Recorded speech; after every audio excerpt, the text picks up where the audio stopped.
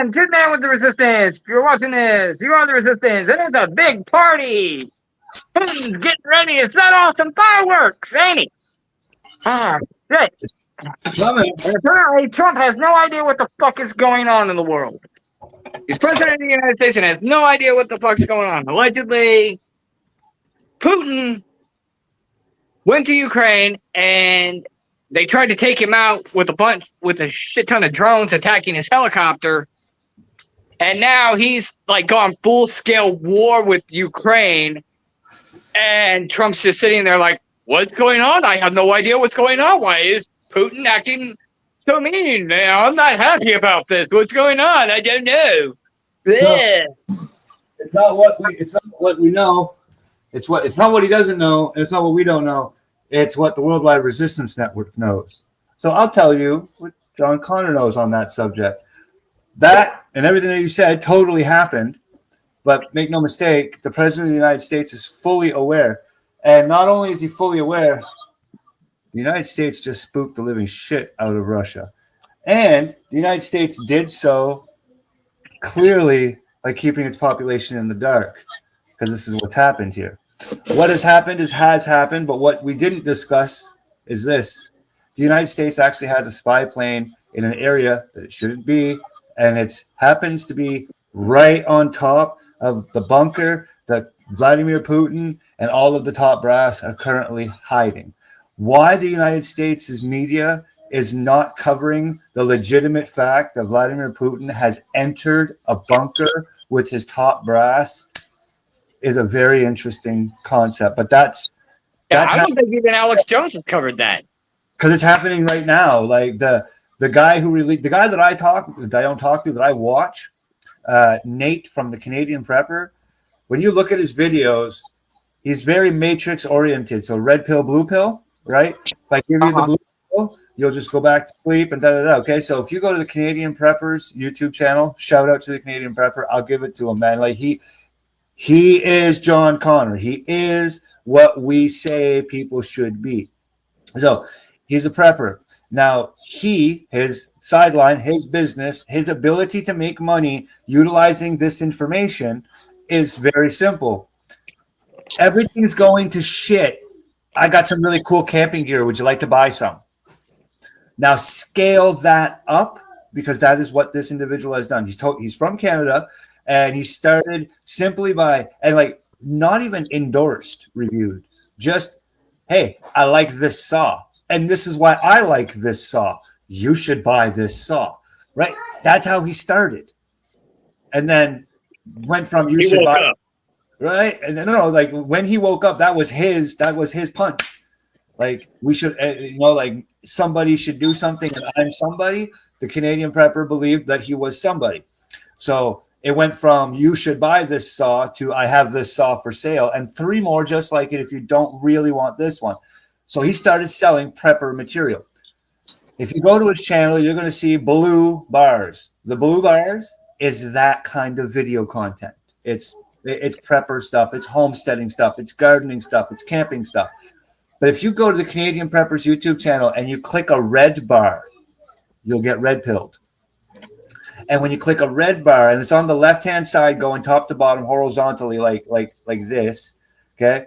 And that's what he calls his daily news report. And his go is, today it's there are no military exercises, there's only World War III disguises. And then that moved forward and turned into welcome to your World War III update. So the Canadian Prepper really has his finger on the pulse on the geopolitics.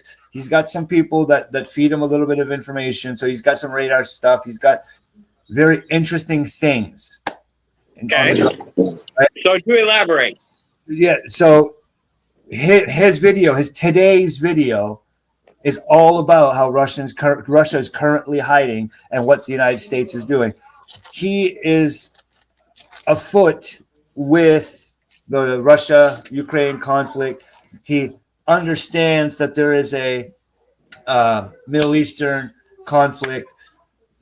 I, honest to goodness, wouldn't be able to tell you his full-blown opinion, because honestly, I do believe that at some point, even he just puts the brakes on the quality and quantity of information that he's just going to allow in his brain. But that doesn't, he doesn't understand or he doesn't believe or da, da, da. It's just like, maybe he thoroughly understands Zionism. Maybe he knows nothing about it. But I'm not going to judge a person based on where they are in their learnings of why this war even began. Exactly. I'm not there to judge a person moving forward like that. Yeah, deification, not a big fan of it. Delusions of grandeur, truthfully just believing that you're going to become something that you're not. Like I love my country. I love a great many things, but I will never become king. That's just not a thing, right? It's not physically possible. It's not in my bloodline. It's not in what I can do. It's not. And I accept that. And there's nothing wrong with that. But now if I turned around and started saying, bro, I'm the fucking king of the world. Now, if I started saying that, well, that'd be delusions of grandeur. Can't have that either. Right? Right. So that whole topic, like what's going on with Russia and the United States not knowing what they're doing, that's actually false. Like the president is abreast of it, very much so. But what we're discussing is no different than a school shooting or no different than anything else. Whereas we're discussing a topic happening in real time. We'll never actually have the full story at this exact moment. It's just that the topic that we're discussing is a war on a global stage, dealing with the superpowers that actually hold the nuclear trigger. And we pretend we know what their feelings are. Bro, I don't even know what my neighbor's feelings are, right? Like, I don't even know how the kids at school's feelings are, but we pretend that we know what the presidents of two of the largest, most dangerous countries. It's about to get real fast. So we have that. So now that we've touched that briefly, you said something about the sun and the fireworks and all that good stuff. Yeah, with full scale war on Ukraine. Now, Right. I've been paying attention to the Ukrainian Russian conflict for a long time. You know, it incident they kicked off around the same time that Edward Snowden sought asylum in Russia, and then all of a sudden, you know, Russia went from being our best friend to our number one enemy. What an amazing coincidence there. But I was listening to Alex Jones this morning, and he was talking about how Trump's people in the last administration kept them aloof to what Alex Jones was talking about. And this time around, you know, he watches the Alex Jones show in the War Room, has all these monitors and shit like that. Now I'm thinking to myself, if he watches this stuff every day, or damn near every day, and Alex Jones is repeating this over and over and over again, saying that Zelensky had drones attack his helicopter. How the fuck did Trump allegedly miss this? Okay, so either one, he's being kept out of the loop again, or two, this is, as you suggested, he's aware of this, and the question is, how is he going to respond? Now we're on the same page. Because we've seen this before in history. How many times was there some sort of warning? And like there's grand, elaborate stories about how X individual had a file on Rumsfeld's desk or in his hands, or the president just didn't have time to see it. And the song and dance, all about 9/11. How many, right? So we're there. We're right there. How did the president not see something like this coming? Exactly. And this drone strike on Putin in Ukraine happened, what, a week ago? Yeah. How has it not been on Trump's desk? How is Trump not aware of this? And is now allegedly blindsided. Oh, shit. Putin's bombing the shit out of Ukraine and going full-scale war. What happened? I don't know what's going on, and I'm mad about it. Bull Maybe he fucking knows. shit. Maybe he knows, but he has his poker face. Exactly. And there's this thing that happens where how do I explain that now? It's a presidential tactic. The Americans have been guilty of it a few times, where when it's economically Plain feasible. dumb. What? Plain dumb. Plain possible. Yes, or legitimately making it so that. Oh fuck! What was it? Was it Madison that did it? Did what? Elaborate. They needed a reason, a war. They needed an attack. So in order, because they couldn't, the people had not been galvanized for war yet. They were literally where we are today as a society. Ain't none of us ready to pick up a fucking gun and do what needs to be done. Disingenuous is the correct term. Yes, Sarah. Thank you. Right. So And I can't. in essence, what happens is now the people aren't galvanized. So something has to happen to galvanize the people. But in order for something to happen to galvanize the people, a very small amount of people are going to have to do something to piss somebody off in order to galvanize the people. Example, Yeah. Pearl Harbor. Right before Pearl Harbor, the Americans had done a lot of things to the Japanese, up to and even including tariffs and trade embargoes on oil and all that good nonsense. It became impossible for the Japanese to do what needed to be done. So, kamikaze mission, Pearl Harbor. Another president did it during like the Civil War, and they're like, well, the only way that the people are going to attack is if this happens, and if the only way this happens is if they do this and we do that, and da, da, da. So the president literally said, okay, well, I need this to happen, and you said that they will do this if I do this. Yeah, I'm doing that. Go and do that so that they do this, so that when they do this, I can declare war and my people will stand behind me. But Mr. President, that's going to cost blood. I understand, but it is war, and I'll trade 1,000 for 1,000,000. Although we So should never. basically, Trump's doing the same thing that many previous presidents, including George Bush, have done: is play dumb, and then when the tragedy strikes, then react. Exactly. Because now you're going to kill masses behind you. Right, exactly, because politics is a reactive grouping of human beings. It's not proactive. Yes. Instead of doing something to make sure the war doesn't happen, politics is geared to prepare for what happens right after the war starts. Yeah, which is interesting that all this coincides with his Golden Dome proposition. He wants to make this Golden Dome. And what many people are saying that it's Trump going to turn the firmament gold, which kind of segues back into our topic from last week that you wanted to continue on. In fact, Lucid, our former co-host on the Weekly Report, has been chiming in, and he's very busy in his life. He works a lot of hours. He's not able to get on to the roundtable with us due to his current schedule, but he has sent us quite a bit of flat Earth information, and most of which I've already seen. We've already seen a great ordeal of this information, but I think it's very interesting. What's being propagated that Trump is going to try to paint the firmament gold. Oh, it's not that.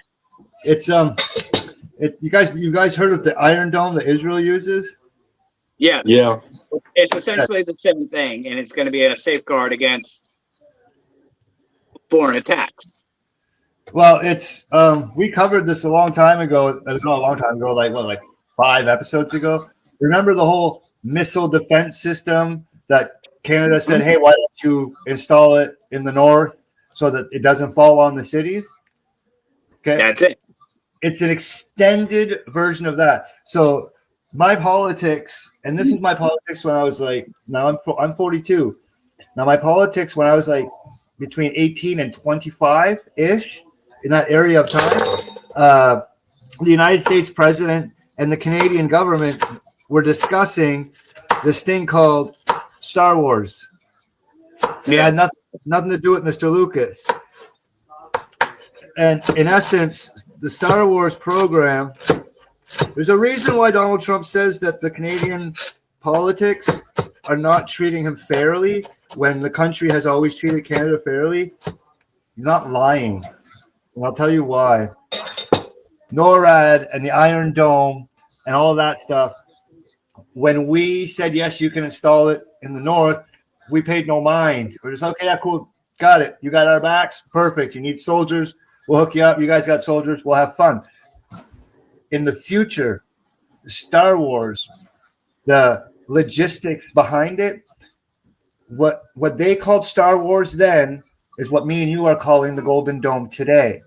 The Golden Dome is an extra arm, an extra hand inside of the Iron Dome. It's a play on words, like silver medal second place, gold medal first place, right?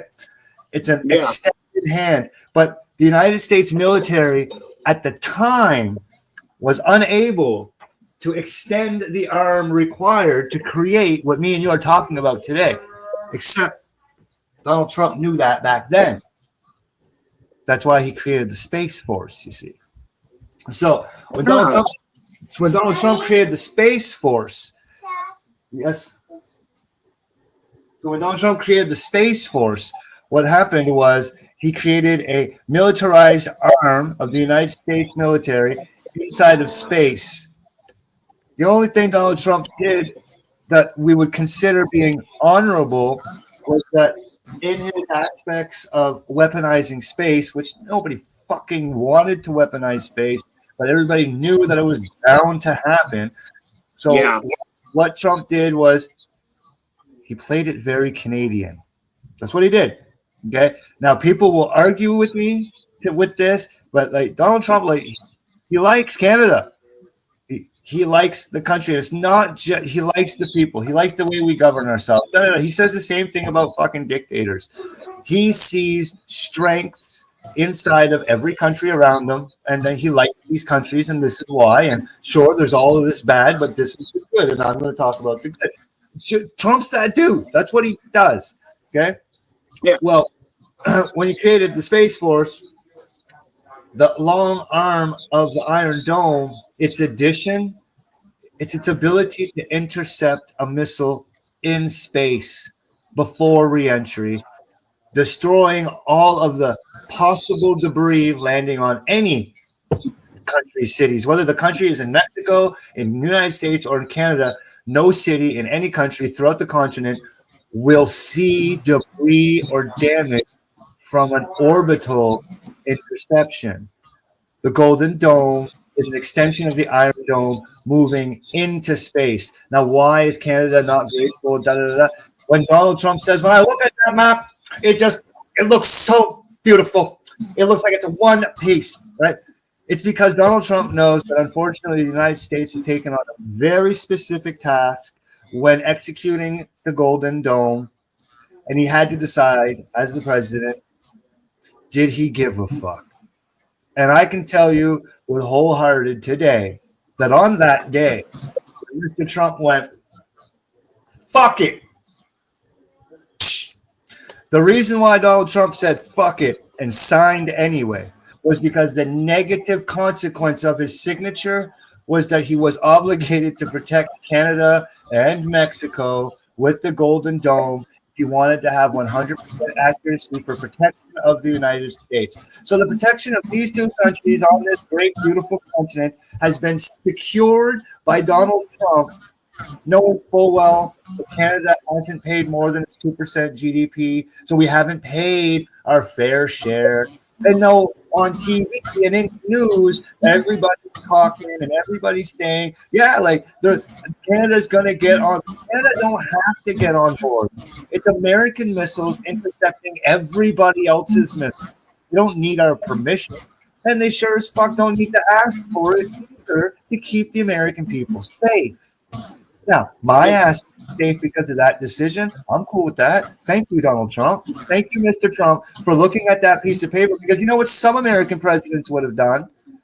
Well, until Canada really pays there, we can't afford this. We can't do this. Well, we have to find a way to get the Mexican people and government and militaries. We gotta solve this. We can't just be protecting everybody for free. We gotta find a way to make money with this. Donald Trump's supposed to be the greediest, money hungriest motherfucker on the planet. And this was a good way to extort money out of two countries. And he did. He applied a couple tariffs. He's going to make a few dollars here, a few dollars there. Everybody's going to cry about it. But he signed it. The Golden Dome's activated. And the North American continent is free again.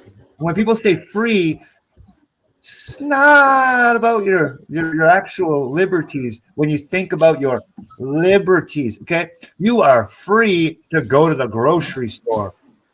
Until a Russian missile hits it and there's no grocery store, there's no freedom in that anymore. So your freedoms and your liberties are not, they're not translating, they're not computing right in people's brains. When we activate something like the Golden Dome and say that your freedoms and your rights and your liberties are being secured, Yes. it means that they can't bomb us anymore. And they can try, but they won't be able to do it from space. And they won't be able to do it from submarines close to the coast because we have entirely too many iron domes actually placed. Where? Don't know, don't want to know, never want to give up that kind of information. But just like everybody thinks Donald Trump doesn't know what happened, and just like everybody thinks that Israel doesn't have nuclear weapons, everybody thinks that Canada is open for attack, that the United States has not deployed any iron domes on their territory.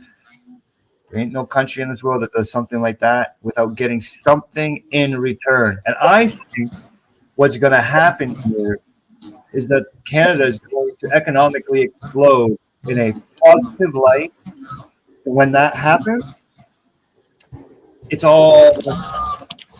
I believe that before the snow falls this year, something's going to happen inside of my country that's going to do well for all three countries, and it's just going to be one of those things that's a no-brainer. Just like Trump put the Golden Dome up, something's going to happen here, and I'll tell you why. I know this.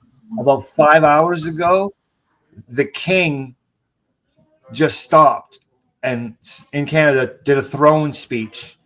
And he was saying that Canadians and the country as a whole need to dream big and act even bigger. There's going to be an injection of some sort, a capital injection. Something's going to happen where we're going to be worth money again. And then that is going to translate into the Americans being able to do business with us again. And when that happens, we're going to want to try and take care of Mexico, but we're not going to want to be like some sort of dictatorship nonsense. We're going to try to stop the human trafficking. If we can stop at least just that, it'd be a solid start. Then we can move forward with drugs. But at that rate, right, like my country's got shit coming in like from the boats. I got bullshit. I got gun problems coming in from the United States into Canada. Right, that's a big problem that Canada has and Mexico have that are common, where the Americans' right to bear arms and how easy it is to acquire a firearm inside the United States creates an amazing black market for those firearms to be sold into the country of Mexico and into the country of Canada. So when Donald Trump is beating his chest about fentanyl and this and that, at the two borders that he's talking about, the countries that share those borders, they hold legitimate grievances as well. So it's very dicey, dude. Like, it's just us. Like, forget the Middle East. Forget Russia and Ukraine. Just our little nation, just our little continent. Just because we ain't shooting each other doesn't mean it's any easier right now for people. Right? I think we've just decided that no one needs to die, that it's already hard enough.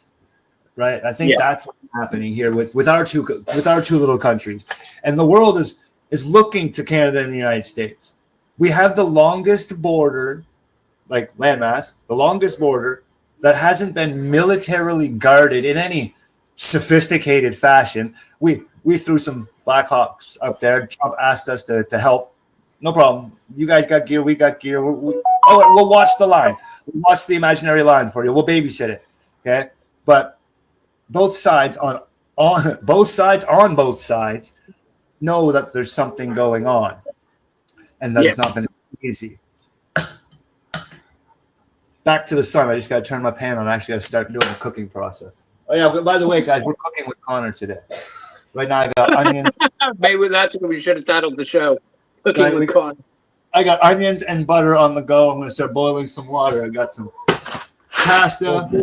I've been following the whole Ukrainian Russian thing since 2012, since Crimea seceded from Ukraine and became part of the Russian Federation. Yeah, that was a factor too. I didn't even think about that. Thank you, Reddit. I'm cooking. You gotta go to the kitchen. I was about 13 years.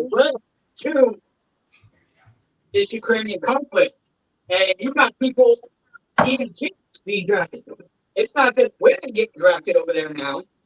It's kids, boys and girls, as young as I think 13 are being drafted. Is what I heard this morning. I mean, it's bad in Ukraine.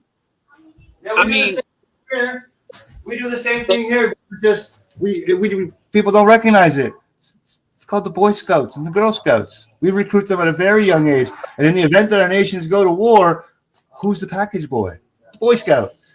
But now Ukraine has to. That's where Ukraine is. That's where they're grabbing ranks from there now, right? Yeah. Like in our country, these kids on the front lines while freaking Zelensky's sitting in his mansion snorting coke and taking it up the butt. It's gonna get nasty out there, but that's the nature of war, right? It is.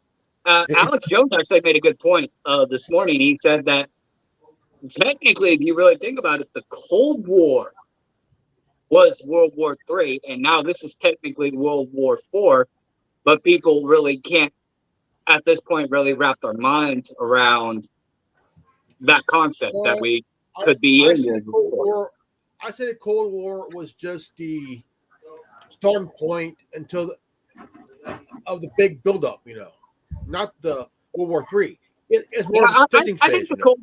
I think the Cold War and the space race, that was just a dick measuring contest between the world's two biggest superpowers. If you really think about it, it was who's got the bigger dick. I don't like Cold War. Everybody's changed words. I want to change words. I'm not calling it the Cold War anymore. We're going to call it the propaganda war. There you go. When every country was lying to each other about how many missiles it had, whose dick was bigger than the other one. The propaganda wars, right? Because the propaganda wars leading to proxy wars leading to world wars. That would be a great way of step laddering it as an explanational tool. But yeah, no, totally. Like I know I kind of was like a little fucking high school dropout child there for a second. But yeah. You're right. You're 100% right. As more of a live action of Spy versus Spy. Yeah. For the Mad magazine. Yeah, definitely. So that's the reality. And like we're kind of in the propaganda war again now, right? Because it's like one of my old mentors used to say, "Don't argue with me about fucking space. Go up in space and show it to me then. Prove it." And I stopped arguing about space. Right? Yeah, they say that the moon landing was fake and shot in a Hollywood studio. It's like, okay, I can't even get cell phone reception out in the fucking boonies.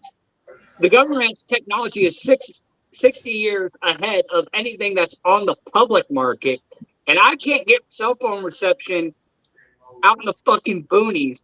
But yet, in the 1960s, we were broadcasting on live television from the moon. I don't think so. I don't think so. It just doesn't add up. Okay, let's turn on some Sesame Street here. One of these things just doesn't belong here. Well, you want me to really throw your mind for a loop? we've all played video games, right? Yeah. So here's the nonsense. The computing power at its height, absolute height at the time, was a Nintendo 1, an 8 gig. That was the computing power of the time. Nintendo wasn't released yet. We're talking in the 60s. Nintendo came way later. Like, when was Nintendo? 80s, 70s, right? So Yeah. I would say before big console came around, Nintendo had these small handheld games from the 70s. Yeah, you had Atari and ColecoVision before that. I think those were like 2 and 4 bits. right? But apparently NASA went to the moon on the equivalent computing power of a Nintendo 1. So 8 bits, 8 bit of processing. That's when I started questioning everything. And I'll tell you why Area 51 is sealed off. Mario and Donkey Kong got us to the moon. Area 51 is sealed off. And I'll tell you why. You want the truth for Area 51? I'll tell you the truth. This is the kind of shit that gets people hurt. Y'all think it's aliens and spaceships. It's not. That's where they shot the footage for the moon landing. Area 51 is the moon. The topographical aspects that's there, the mountain ranges in the background, would become easily identifiable. If I went to Area 51, took a picture of the mountain ranges, and got the right angle, you'd be able to superimpose them on the moon landing, and humans never went to the moon. That secret, more important to safeguard back then than it is now. Yep, and if we never went to the moon, did we ever go to space at all? Could we actually ever get to space? Just in case. Don't forget whether or not the Earth is flat. I'm sorry, Reverend. Let me get this point out, and then I'll hand it to you, brother. Let me get this thought out before I forget. If forget flat Earth for a second. If we, for whatever reason, whether a firmament or radiation burnup or whatever the cause is preventing us from breaking the full of the Earth's atmosphere and getting into outer space, providing outer space even fucking exists. If we can't get to space and even prove the existence of space, as suggested by flat Earth theory, then if that is true, if flat Earth theory is true, and then everything Trump is doing with SpaceX and satellite systems and what Elon Musk is trying to do with Space Force and all that, it's all right. And at which point, what's the bigger agenda? See? We could go on all day about all the evidence for or against flat Earth and the firmament and all that. But if in the event, now nobody's fucking talking about this, and we're going to talk about shit that nobody fucking talks about. If flat Earth is true,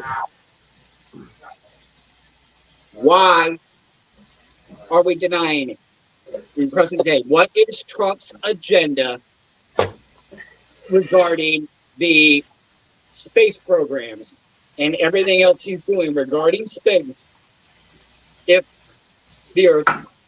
we can even get into outer space, provided it actually can exist. So I'm not inside Donald Trump's brain, but if we're playing the game of it's true and why are we lying, I can tell you why. And it's very, very, very simple. I know I always say it's simple, but it's only simple after I say it because people don't think the way I think, and I get it, okay? Back in the day, Go for it. like way back in the day, like ripping your hearts out for the fucking Mayan temple fucking back in the day, that long ago, if you understood how the eclipses worked, you controlled the masses. We talked about that once and before, how that was a medium of control. I'll block out the sun. You'll do what I say. I'll unblock the sun. You better be good with your words because you have a very small window to be scary. Because if that shit moves before you say something, you're fucked. Right? So you better have a good game plan. That aspect of human living, right? Understanding that knowledge, keeping that knowledge away from the people to use it against the people. Flat Earth. Same pretext. Yep. Reverend, you have a thought? Even backtrack if you need to. What is your thought, my friend? Well, we all know that down the line we're going to have some issues with, say, communication, right? Okay, let's go through that for a moment right now. This month, I picked up a Baofeng UV5R for $25. Good investment, man. I tell you what. We all know that when something big hits, down goes the cell tower, down goes the internet, whatever it is, all going to go down. Within this year, diesel radios are going to get banned. Okay. And the Baofeng UV5R is a two-way UHF, VHF, FM radio, ham radio, scanner. Firefighter use these. If you work in construction, fire break, whatever we call it, these are good for emergencies, preppers, you name it. Get one of these as soon as possible. Because I tell you what, by the end of this year, it'll be banned big time, man. Yeah, I've heard a bit about that, and I've been reposting your videos from And plus, your channel these on do not TikTok, need a cell signal. Twitter. These here do not need a cell signal.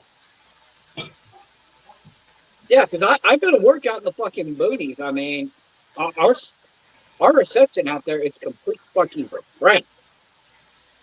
I mean, I'll be standing in one spot and have perfect reception. I walk five, maybe 10 feet down the road. I ain't got no fucking reception. It's insane. But yet we allegedly broadcast a signal in real time from the moon to people's television sets using Nintendo technology. Oh, yeah. Bullshit! This here, I could get a long-ass antenna, bigger battery. This thing can power up to nearly 20 miles out. A 20-mile radius, man. Yeah. All I need is but my neighbor gave me a stand little thing. So I get a bigger antenna. I could go 40 miles out. 40 miles out. So you can actually pick up on military traffic. Military, law enforcement, train systems, you name it. Airports. Yeah. That'd be a worthwhile investment. I would suggest everybody go out there and get that. Again, this is not something that's sponsoring us. This is just something Revit happened to find and could be crucial if shit hits the fan. So, Revit, where do you actually get these? You could get. I got them on eBay for $25. Great investment. There's also other Baofeng radios. And get them while you can, man. Because I tell you what, this year might get banned. Yeah, even if it doesn't get banned, it'd definitely be something to have handy in case you have to bug out. Want to see two? This is Pedro. Hello, Pedro. This is my cat, Pedro. Faraday cages. If you guys are going to be buying and utilizing technology in an after event, you really want to do your research on your Faraday cages. Old school trash cans are a great dummy version of it to get it going. But any device that you purchase with the intentions to use to help yourself later, you're going to want it in a Faraday cage. Because Faraday cages, they protect the electronics from EMPs. So an EMP is the residue from nuclear blast. And if you detonate one of those bad boys way up in the sky, it'll everything electronic. I didn't know Faraday cages did that. I'm going to have to look into that. Yeah, Faraday cage. What it does is that when all they also have it pushes it away. They also have They also have Faraday bags for cell phones too. Yeah, it's all the same principle. Those things that make it so that your credit cards can't be beeped by a stranger there, Same tech, same principle. So, and it's not just for war either. This is very useful. Like even no mass panic, ladies and gentlemen, no mass panic. But apparently, over the next week or so, the sun's going to do some shit, and it can do Go into something. that. What? Go into that. Okay, so they're called solar storms. Most of the time, we're fine. Okay, most of the time, there's never a problem. I need this, and I need this. All right, this is the sun, and every now and again, the sun spins. Oh fuck! There's a hole in the sun. It's okay. It's okay. Just gonna keep spinning. See, look, it's the sun again. No worries. See, calm down. We're gonna keep spinning. Hey, this is us. Okay, I'm not endorsing this. Okay, this is us. Okay, this is the sun. This is not proportionate. This is the sun. This is us. Okay, we spin around the sun. Okay, and then the sun, it does its thing while we do our thing. Right? Okay.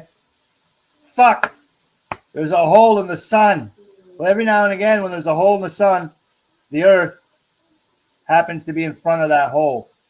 Now, the last time this happened, we call it the Carrington. I believe it was called the Carrington event. Okay, so the sun has a hole for a reason. Every now and again, this bitch is not impressed, and she just spits shit out.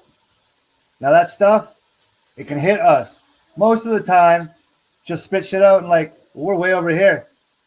We saw it. It was pretty, but nothing happened. And most of the time, that's what it is. It's like it's not a thing. But right now, it's a thing. Right now, the hole and the Earth are lined up. We all just got to ask ourselves exactly how pissed off is the sun, because as long as the sun's not mad and it's not just going to fucking we're fine. But if the sun is upset, if something's happening and doing whatever the fuck the sun does, and it decides to go blip, and we get hit, everything stops. Everything. Your car, your fridge, everything. The wires that are going from house to house to house, they don't work no more. The problem with what EMPs do and what the sun does, which is similar to an EMP, is it fries the electrical conductivities of the copper wiring inside of everything, including the gold circuitry in your phone or any microchip, so to speak. And that's a week or two away. Now, everybody's talking about the big global reset, right? Yeah. Nobody agreeing to the global reset. There's going to be one country somewhere and they're like, fuck this, I want more. Probably going to be Canada. Who knows? There is no reset. It's all Unless they make it happen. See, we, as smart as we are and as much research as I do, if I saw a nuclear blast in the sky happen, boom, before my eyes, and I survived it, although my ass was blind when it was done, would I be so quick to call it a nuclear blast? Probably. But if I knew that solar storms were happening, my brain would start to wonder, was it a nuke or did I just see the solar flare? That's the exact amount of plausible deniability that the governments of the world need right now to make the reset happen. Because you turn it off, you turn it all off, and you blame it on the without any repercussions. Oh shit! And NASA's been screaming about it for weeks. So why is NASA so adamantly they want to inform us solar storms are coming? Why is it that for the first time in what appears to be human history, NASA is inciting a panic amongst the people. And people don't even realize that it's time to panic. Yeah, and if flat Earth is true, and there's technically no space, and you want to go in the Bible context, the firmament was established to separate the waters from the heavens, from the waters of the earth. There's technically no sun to shoot solar flares. There's no solar flares from the sun. So it would just be a nuclear strike, or at least a cold burner, to trigger an EMP for the Great Reset, and there'd be no quote-unquote repercussions because it was a solar flare. So that's Reverend was saying something. Go ahead, Reverend, repeat that. I want to throw in something real quick about the radio here.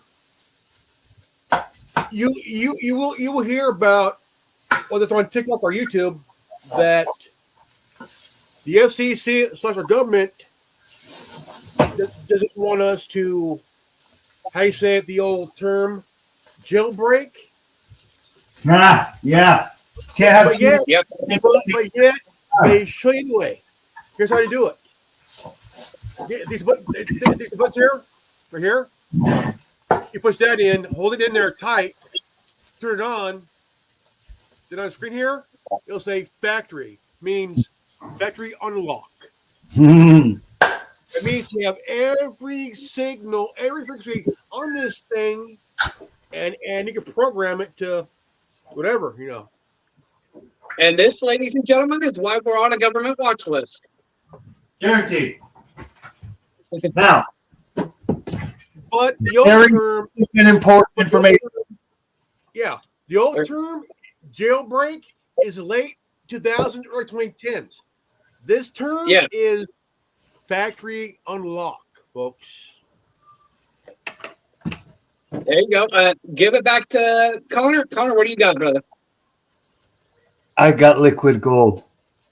So, dude, everybody, when they're making something, nobody wants to waste anything. So they immediately run to the sink with their jars and then put water and then apply water to their sauces. No. Put a little bit of milk. Switch that in. Okay? You do this. You do this. I don't understand when I see all those beautiful pastas on the TV, the pasta sauce, it's not even red. It's like, I can't even explain it. It's more of a pink or a rosé red color, but it's not red. It's the fucking milk, guys. Just put a little bit of milk in your pasta sauce and you win, dude. Love it. That's how that works. So why am I having fun with this? I was explaining to Reverend when your stuff wasn't working very well at the very, very beginning that I was a sous chef for an event center. So like literally my job for a long time was feeding the stars. Nice. Like I can tell you what Conor McGregor looked like after Khabib beat the shit out of him. Shit. Physically, my own two eyes saw the damage. Because right after the Khabib fight, there was a fight in my hometown, and the two fighters that were fighting, one was out of Khabib's camp, and the other one was out of Conor's camp. Conor was with his guy that night, and he was just chilling. Right, so much like yourself, Tim, man, when you go behind the stage with the WWE and you get to meet all these people, that was my life, but like for everything, UFC, WWE, concerts, all of it, all of that stuff. Island, it must be because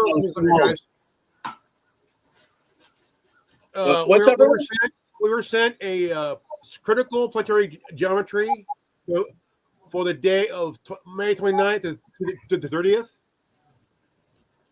That's this week. Okay, yes.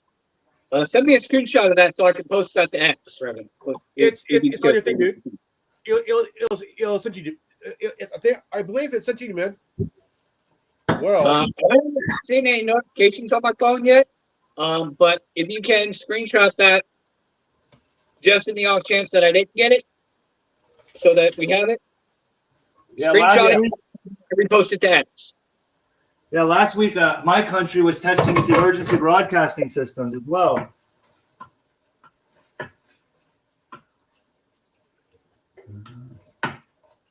Really makes you think, man. And they're saying that they're trying to pop off these civil wars and everything right now. So what better way to fucking throw the world into chaos and panic and fucking anarchy than to fucking turn the lights off?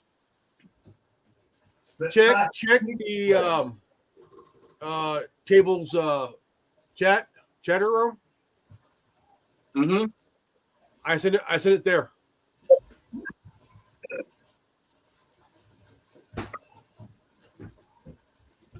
Okay, on fucking. You send it on Messenger? Yeah. Okay, good. I'll get. I've currently got Messenger notifications turned off because everybody loves me. I get bombarded with memes and everything all day, all night. We just kind of like me and all my friends will just sit there all day and just fucking meme each other to death. No, I sent it to the So take pics of other people's dicks, never our own. Yes, we will send people other people's dicks. I sent it to the TWR table messaging thing. All right, cool. Okay, so Connor, do you want to expound more on the flat Earth, or what would you really like to add? I mean, we covered a lot of it last week, and for the most part, people know what round Earth is, or flat Earth. Sorry. Yeah, flat Earth theory it's one of the newer ones that I've come across. It's not one that I subscribe to so readily, but it doesn't mean that I disbelieve it because I don't want to be that kind of closed. It's just, man, I think of myself in this instance. I talk about, preach about, expound about very, very interesting things at high-end topics, and sometimes I try to go real deep, and sometimes I try to scale it down so it's digestible for the masses. If you pay attention to flat Earth theory, it's there's a lot of evidence. Now, like I said, Lucid sent us a lot of stuff. He sent it to me, and I forwarded it all to you guys. Would you care to expound on some of the stuff that he sent you? Well, I didn't look at all of it, but I know I recognized some of it. I just got to go and get a refresher now. He'll be back in 3 years. I can't really get into that because of Galileo debunked it centuries ago. It was debunked when the Catholic Church said that the sun evolved around the Earth, which was like debunked. Yeah. The world's round and evolves around the sun.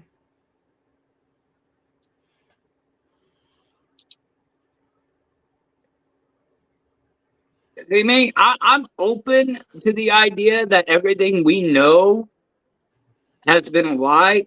And here's my problem. While Connor's away recapping some of this stuff, what really gets my goat in this, especially in terms of flat Earth, technology is 60 years. What the government has in terms of technology is 60 years ahead of what we have on the public market.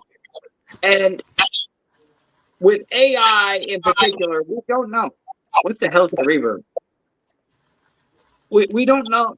We're living in an era where we can't even trust what is real and what is not. I mean, if the moon landing was faked in 1969, imagine what kind of deep fakes we're getting hit with in the 21st century in 2025 that we don't even realize are fucking deep fakes. I mean, we're at a point in human history where we have to question the validity of truth, even if it's right in front of us. I mean, you have the small issues like, oh, was the moon landing shot in a Hollywood studio? Or, who is so-and-so that I'm talking to on the other end of the computer? Am I talking to my buddy or am I talking to his sister? I actually had my mother back in the day when I had a falling out with her. My mother and I didn't have the best relationship, as is well known. And she, when we had a final falling out shortly before she died, she was actually having my sister message me as herself. I was thinking I was talking to my mother, but come to find out, my sister Sarah was the one writing all the messages on my mother's behalf.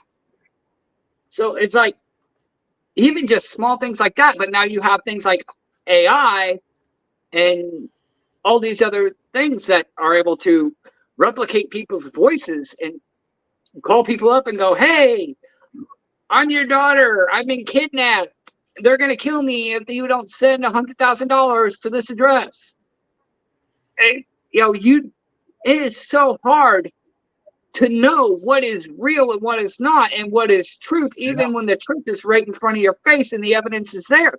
You can't even trust the fucking evidence anymore. So how do we know that, the world is round and the sun doesn't revolve around the earth and that there's this vast galaxy and universe, or that, dinosaurs lived 65 million years ago when the Bible says the world is only 6,000 to 7,000 years ago? How do we know that we didn't jump ahead 300 years after the formation of the Gregorian calendar, going from 1100 AD to 1400 AD? I mean, we don't know. We can't. There is so much shit out there anymore. We don't even know what's fucking real anymore.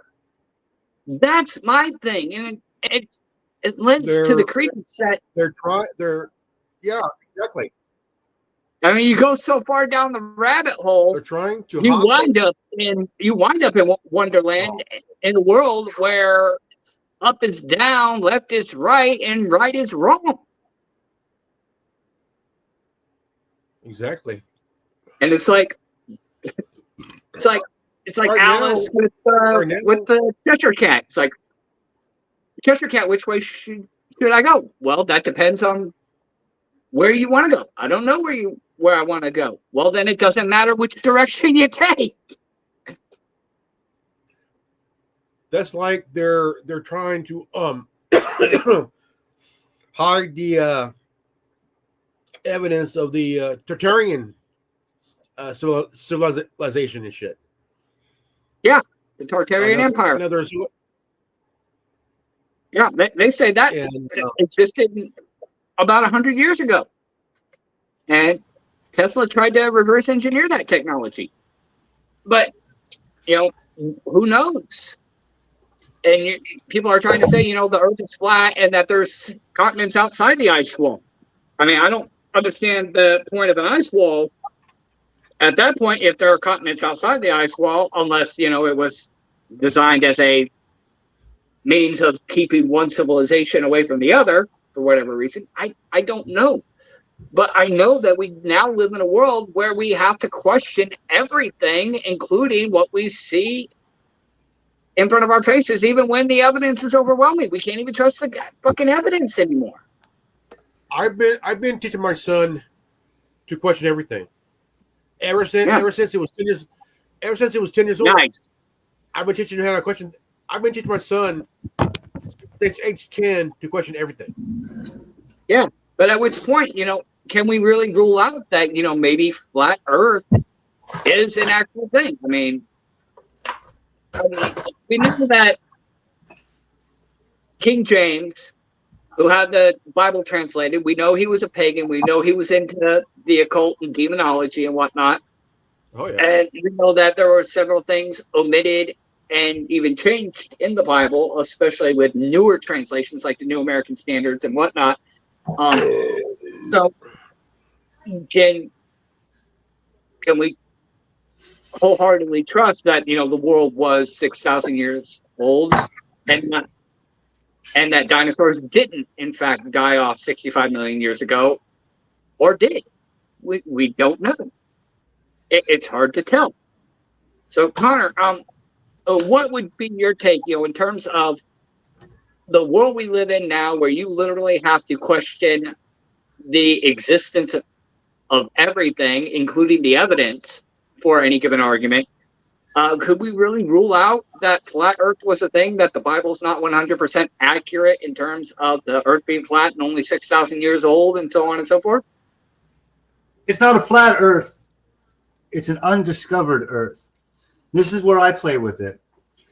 This is what I was saying with the evidence. The evidence is anybody you don't have to study the shit to have heard these terms, okay? But anybody who has studied criminology, you guys will understand this just a little bit more than the average.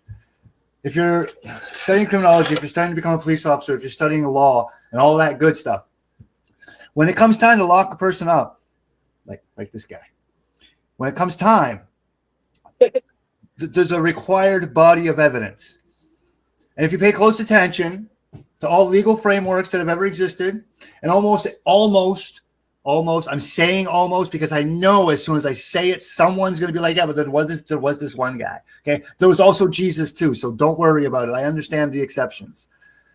But almost every format of legal problems inside of a courtroom are always going hand in hand with, say it with me now, insufficient amounts of evidence, right?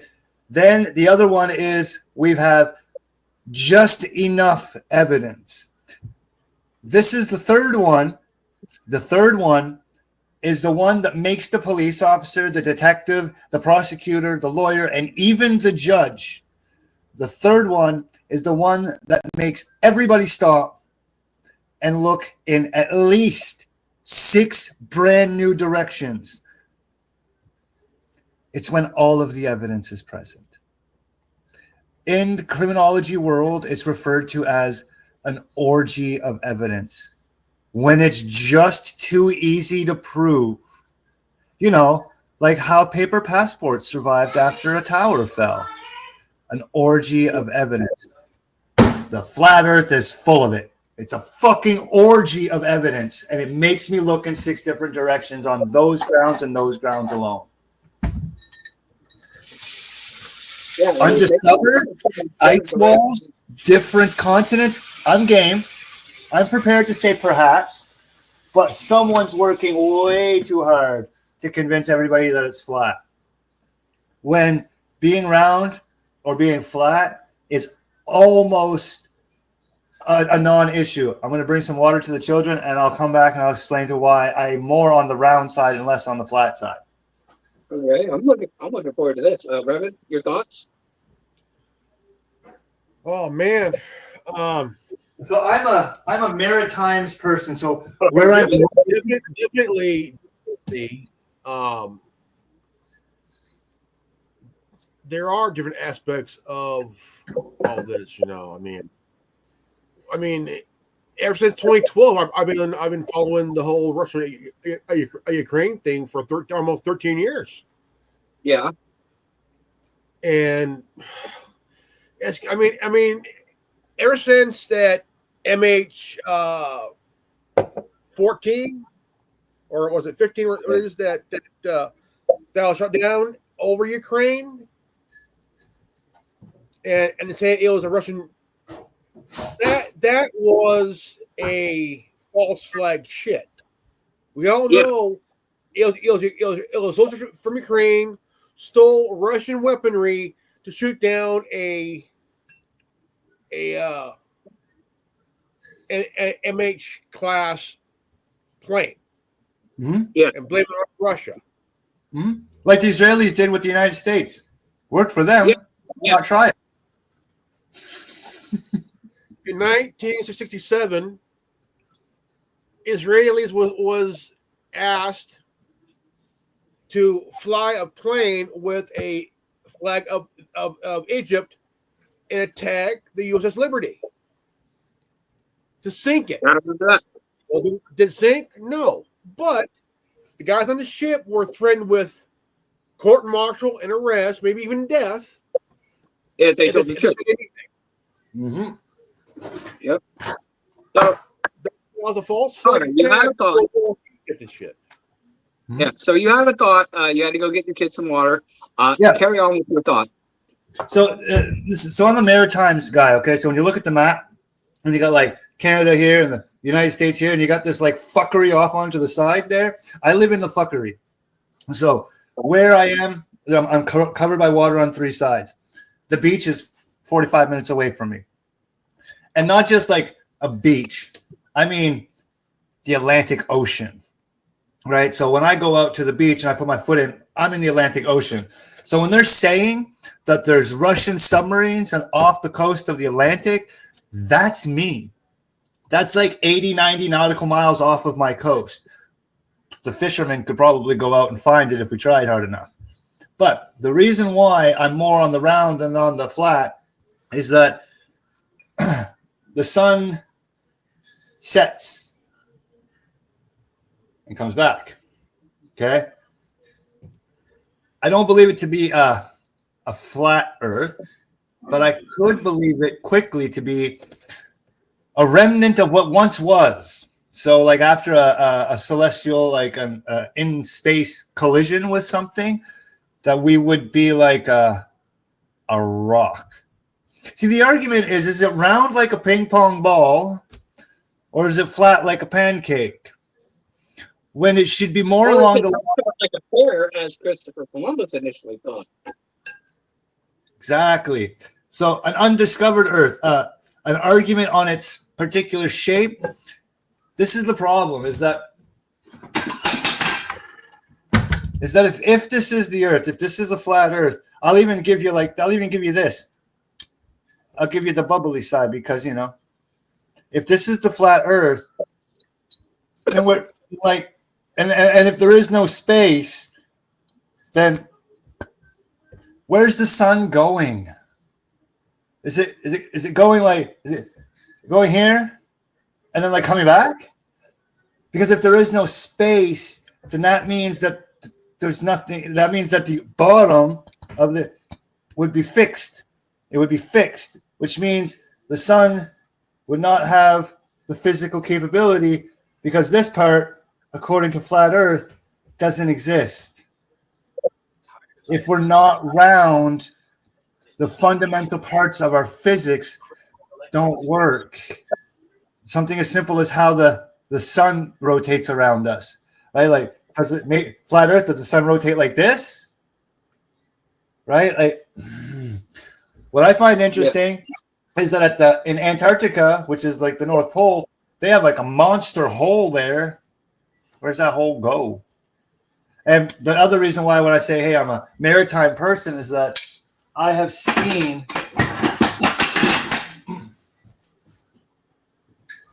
too many sunsets by the ocean to say that the Earth isn't round. Like that sun disappears. I watch it. It goes down, which means it's past my periphery.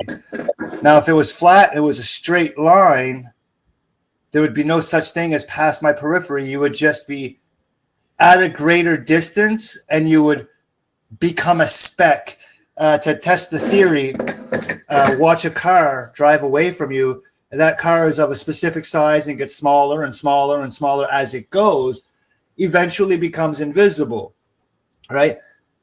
The sun should be doing that, but it's not. It's moving like this in a downwards fashion.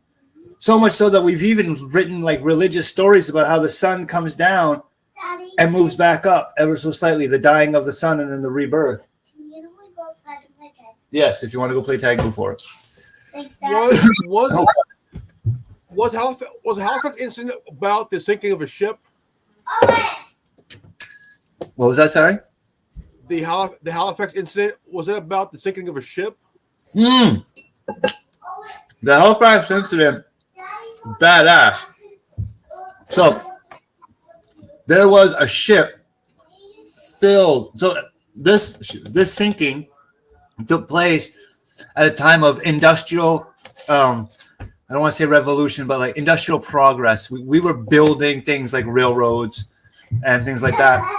So this particular ship, we could call it military or we could just call it industrial. Regardless, she was loaded. And I mean loaded with explosives because we needed to make shit go boom. We were putting shit down. We needed to make sure the rail system worked. We needed explosives, and we worked in TNT back in the day.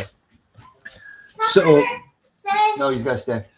So, that thing, there was a small crash, and a fire ignited, and they knew it. And there's one guy, a telegraph dude, and there's like there's an Our Heritage Minute. You can find them on YouTube.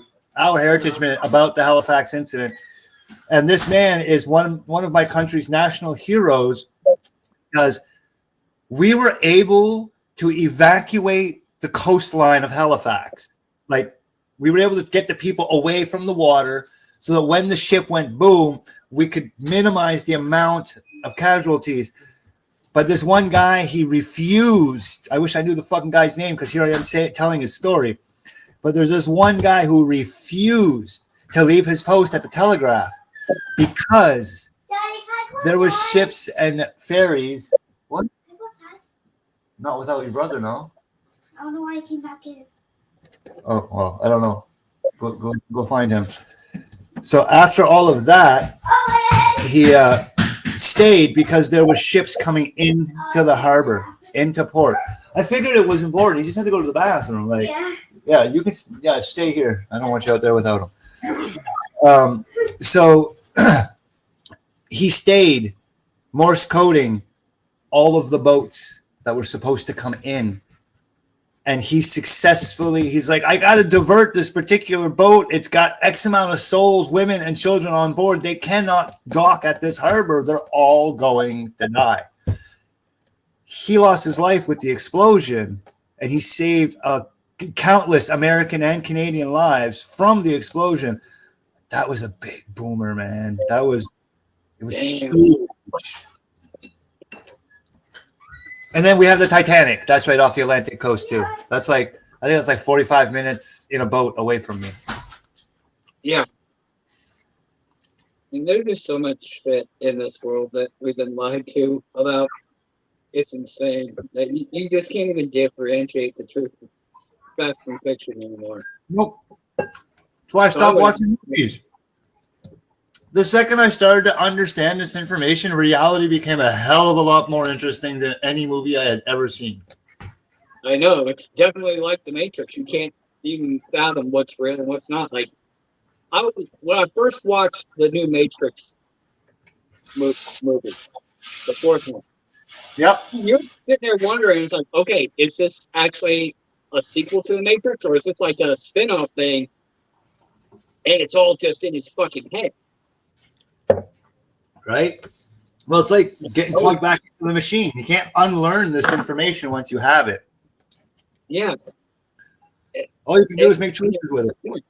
When you're at that point when you can't even trust the reality that you're in, and your perceptions of what you think you know just come completely undone. I mean, what do you do with that? You do what DMX told you to do. The rapper, DMX, heard of him? Yes. Yes. Trust people to be who they are. Trust that you have the wisdom to see them for who they are. Do that with the truth. Trust that there's going to be a bunch of stories that are going to be put out there. Some of them are going to be true, some of them are going to be fake. Know and understand that that's a thing that happens. And then trust in yourself, in your own ability of discernment to find the fact from the fiction. Right before COVID, me and one of the founders of like what I do here in my little spot, the John Connor consciousness part of it, we all had opinions, we all had ideas, and we always pushed them back and forth. Well, right before the pandemic, I had met up with a few of these guys, and the one thing that we had agreed on was that, that history was repeating itself, and it was superimposing itself upon itself in order to repeat itself. Did that one before. We also had figured out that for some reason that we didn't fully understand, new theories, new conspiracy theories were coming from the internet, and they didn't hold any substantial water. It was almost like they were drowning out the old theories that we were researching with new theories so that our stuff couldn't be found. Things like what's HAARP, a high active auroral frequency fucking program. Okay, that's the ability to make earthquakes happen underwater, on land, paint in the sky, right? The Predator drone, that was a conspiracy theory back in the day. Now it's a reality. And they don't like the fact that people like me and you and Alex Jones and the Canadian Prepper and all of these individual minds, they don't like that we can figure this out. They pay people a lot of fucking money to fool people like us. Now, either A, we are skiddly daddled fucking hoodwinked and the nukes are falling before the leaves fall this fall, or we got a general idea as to what they're doing. They need to heat it up in Russia and Ukraine. They need to heat it up in Israel and in the Middle East. But they can't be allowed to explode, because they will only explode once India and Pakistan decide that they're going to do something. Yeah. Nobody wants to be the first one to do it. Not in the United States, not in Russia, not in China. The largest countries in the world, not one of us wants to be remembered as the bad guy. But I can't. Nobody wants to be known as the guy who pushed the big red button and lives to tell that tale. Right? But now if India and Pakistan decide to go nuclear with each other, well, then other countries may decide to do the same, all in one foul swoop. What if we just made all the radiation happen just this one time? Just one time. And that's the one that bothers me. It's not if the Americans go, the Russians will go. If the Russians go, the Americans will go. That's still just a two-party conflict. There's still a little bit of the earth left for everybody to go around. But if two unrelated parties in a conflict unrelated to this decide to go nuclear, Putin's like, you know what? India and Pakistan, they just did it. And I'm done playing with these fucking Ukrainians. So who cares about the Americans? I'm just going to do it, and I'll deal with the fallout. And then all of a sudden Netanyahu's like, Putin, you're fucking right, bro. You're right. I'm just pushing the button too. Fuck it. All right. So now you got Putin solving his problems with Ukraine, and then you'll have Israel solving its problems, which is why Iran is working so hard to get the bomb. Because if Iran doesn't have the bomb, Iran doesn't have defense. So once Israel does that, the United States is going to do what it has always done. Enter the global conflict late and mop the fucking floor of the chessboard, and then tell all the children to go back to the fucking kids' table. The adults need to pick up the mess now. That's where it's at. The question is how many years is it going to take?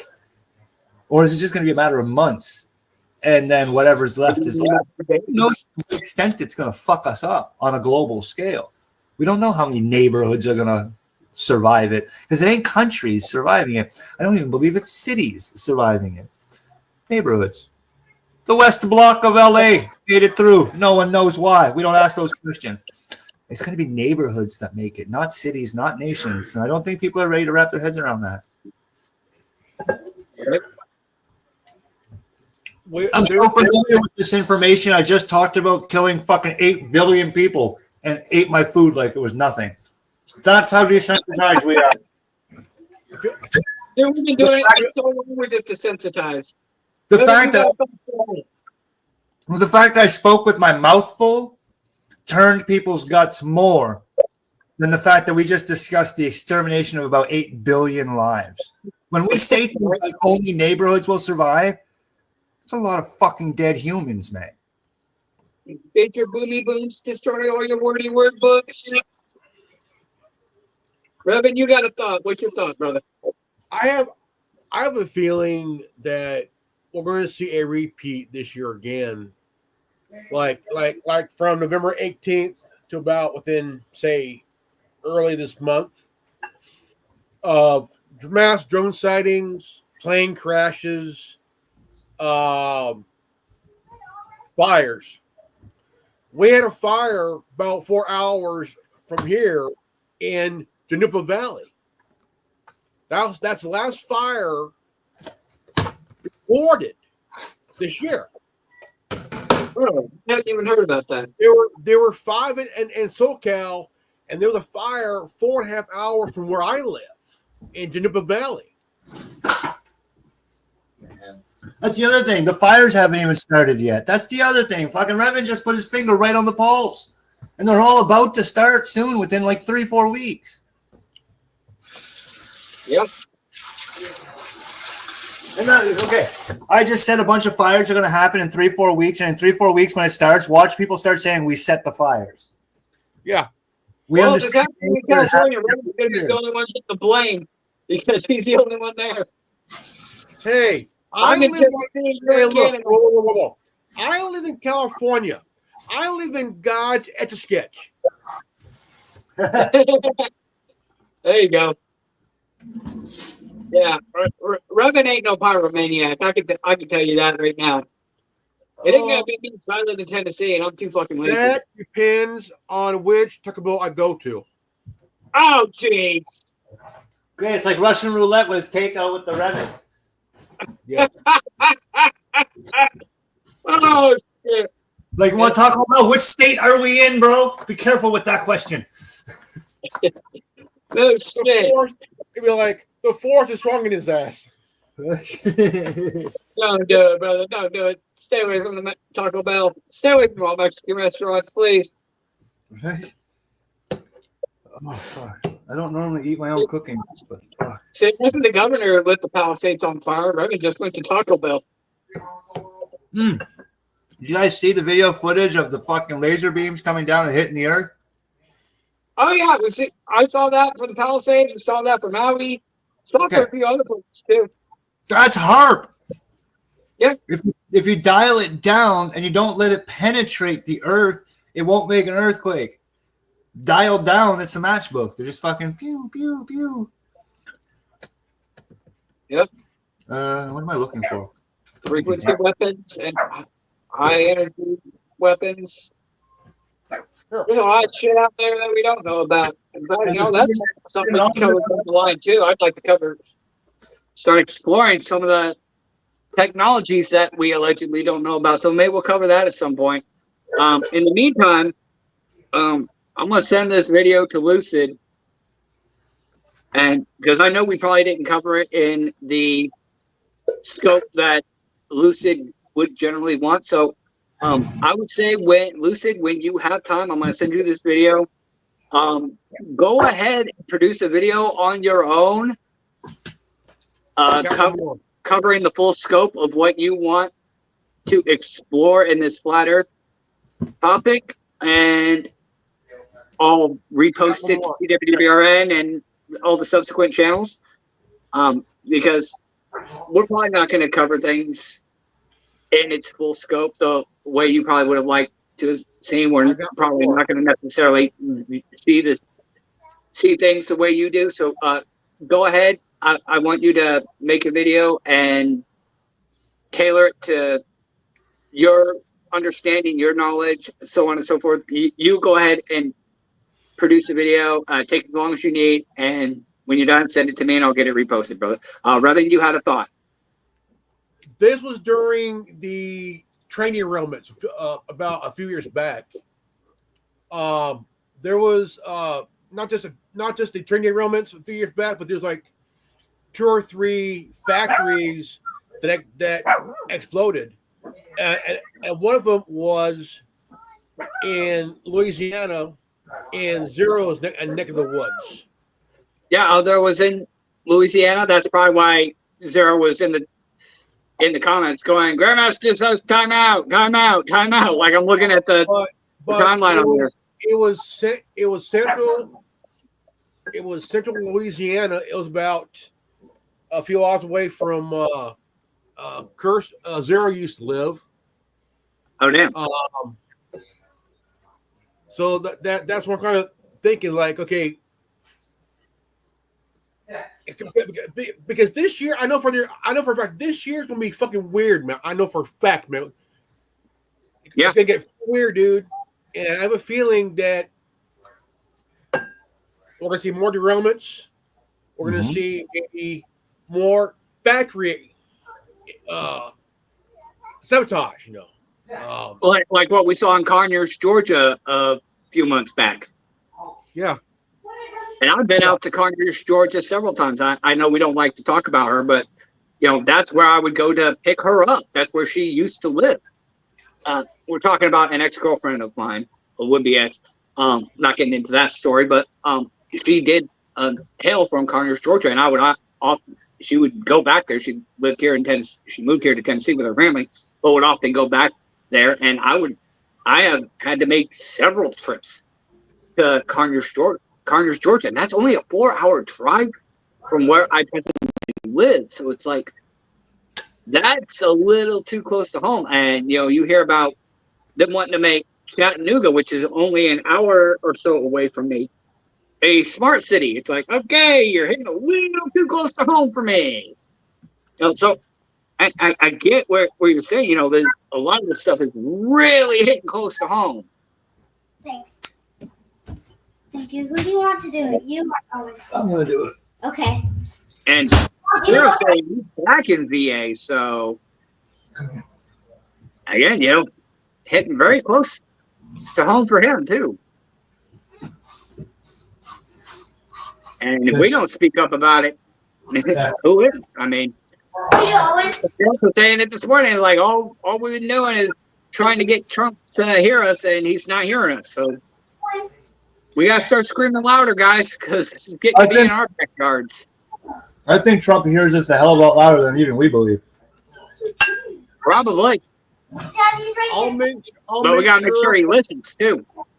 I'll make sure that I'll put a microphone. I'll make sure that I'll get a microphone from my ass, man. There you go. In the meantime, I think we're gonna go ahead and call it. We're about an hour and a half in, so thank you, Reverend. Thank you, Connor. What do you guys want to talk about next week? Any ideas? I don't know. Hold on. Let me see here. We'll figure it out as we go. It's a shot in the dark right now. Right now, it's a mystery dish. How about the cult of the queefing chicken? There we go. There's our title head for next week's video: the cult of the queefing chicken. All right, no, I love that idea. Start out with me with a little black and white video of me at Walmart choking my chicken, and then just hold it up as a rubber chicken. I love it. I'm proud to be a part of it. I feel like the Ghostbusters. I love this idea. I'm proud to be a part of it. Wait, Ghostbusters? Yeah, I got my proton pack right there, bro. There you go. All right, I'm with you the whole closing it there. I just realized that it was, totally an hour and a half in. I think it's one of our longer ones. That was cooking, so it gave me something. Well, until next week, gentlemen, thank you so much. Thank you for everybody who tuned in and participated. Zero in particular, thank you as always. And until next time, this is the Tin Man with the Resistance. If you're watching this, you are the Resistance.